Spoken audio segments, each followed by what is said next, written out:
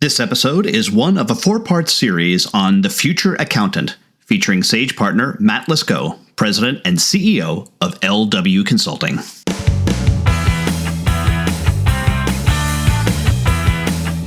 Welcome to the Sage Thought Leadership Podcast, championing the unsung heroes of business, accountants.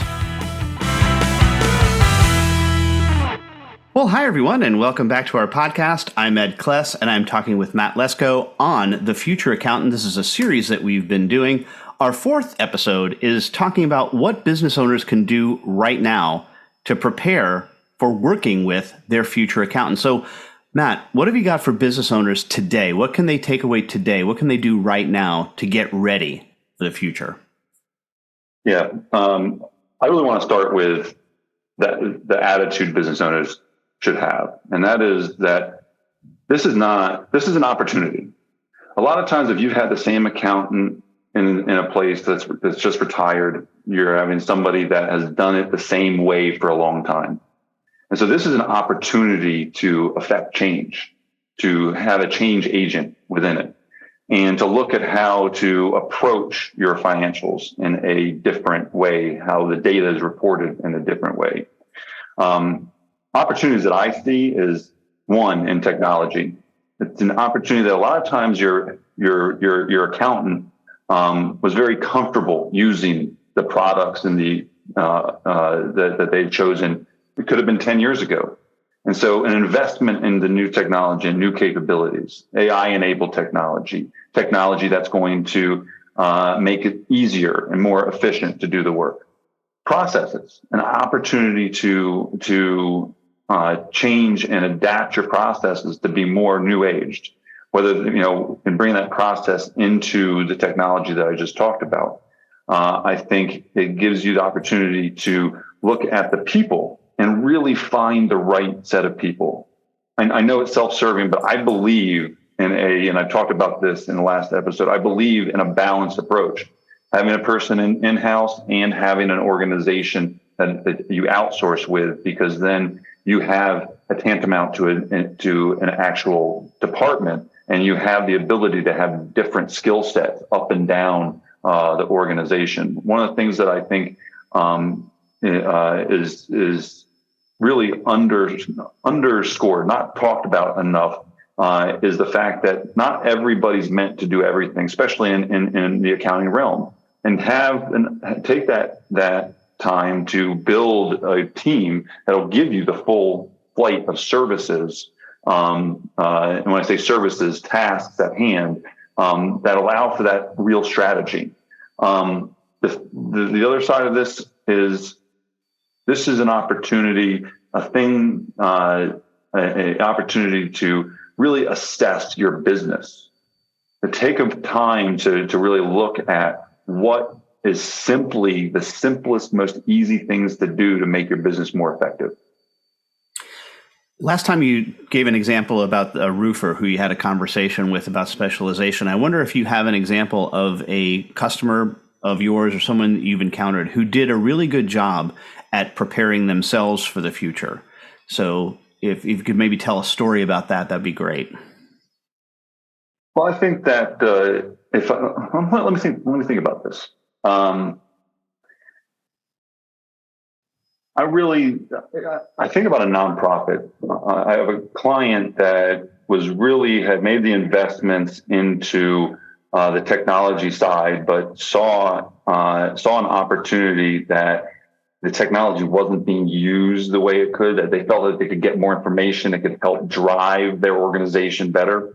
And so they adjusted their model from a in-house approach to an outsourced approach, looking to get more value out of the information, restructuring. And what we did was we really looked at how the information was being reported back to them. And that starts at your structure of accounting software.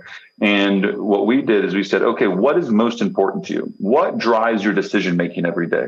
Another leadership group might have a different set of information that is important to them. And so one of the things that is really easy for a business owner to do is to define what is important to them, what information drives decision making. And this organization said, hey, we're not getting this set of data out of it. We're not able to have the insights to grow our membership base in the right way. And here's what we'd love to see. Here's what we'd love to be able to get out of it so that we can provide this back to the members and encourage more members to come in.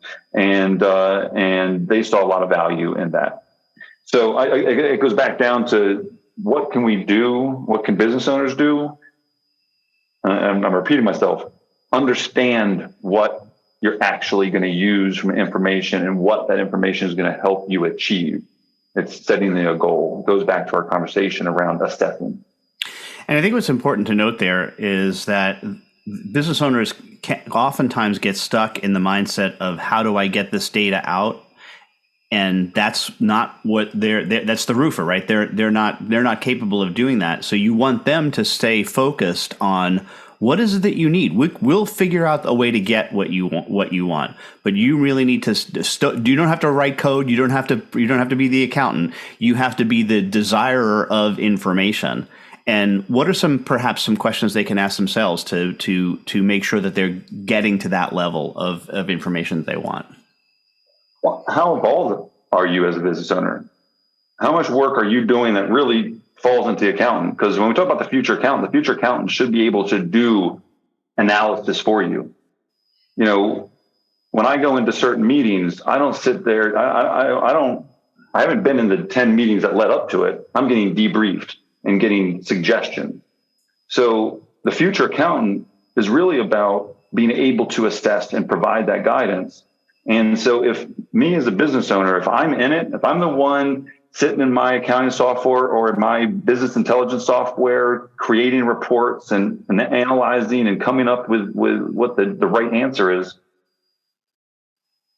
I'm not utilizing my time the best. I believe that business owners' job are to be the visionaries, to drive the overall goals and concepts, to be provided information across the spectrum of business operations that will help guide that answer. I think the future accountant's job is to be that guide, to say, hey, this is what the information is telling me. This is what I think it could impact on the decisions you're doing. You've communicated to me that you want to take the business here, and this is what strategies you can do it. And here's how that could be impacted. It could be a cash flow impact. It could be a financing, banking impact. But that's what the future accountant is all about. And so if what you're dealing with today is really transactional from an accounting perspective and not that future looking advisory level, I think there's a big failure there.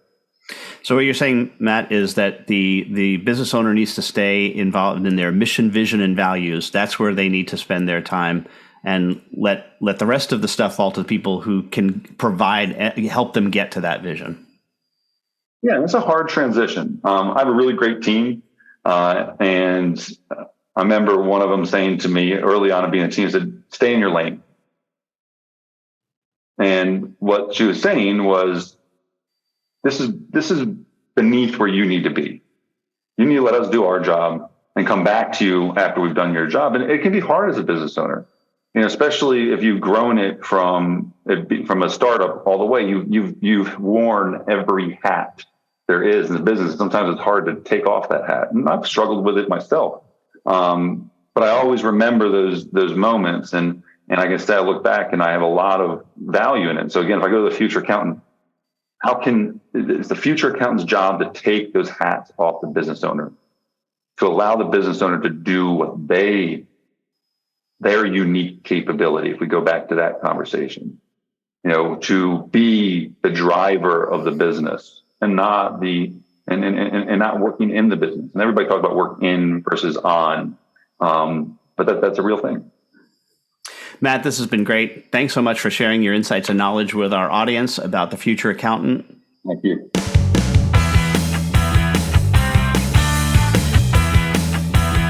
Review and subscribe by searching your podcast player of choice for Sage Thought Leadership Podcast.